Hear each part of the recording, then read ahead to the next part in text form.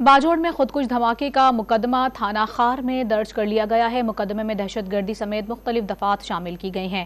خودکش دھماکے میں جاں بحق افراد کی تعداد 45 ہو گئی۔ ابتدائی تحقیقات میں کالعدم تنظیم داعش کے ملوث ہونے کا انکشاف ہوا ہے۔ دھماکے میں 12 کلو گرام بارودی مواد کا استعمال ہوا۔ جائے وقوع سے بال بیئرنگ بھی برآمد ہوئے۔ OIC نے دہشت گردی سے نمٹنے کے لیے پاکستان کی مکمل حمایت کا اعلان کر دیا۔ سعودی عرب اور امریکی سفارت خانے نے دہشت گردی کے واقعات کو مسترد کر دیا۔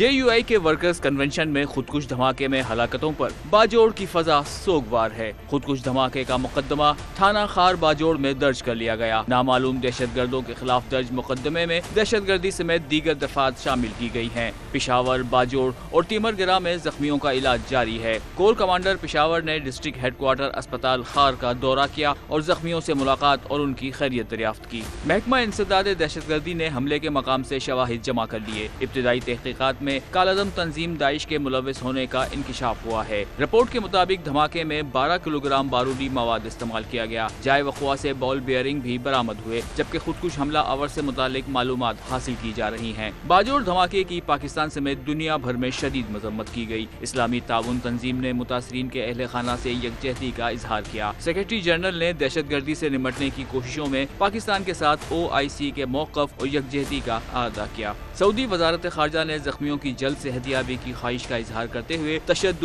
اور دہشت گردی کے واقعات کو مسترد کر دیا۔ امریکی سفارت خانے نے واضح کیا کہ دہشت گردی کی پرامن جمہوری معاشرے میں کوئی جگہ نہیں۔ امریکہ انسداد دہشت گردی کی کوششوں میں پاکستان کی حمایت جاری رکھے گا۔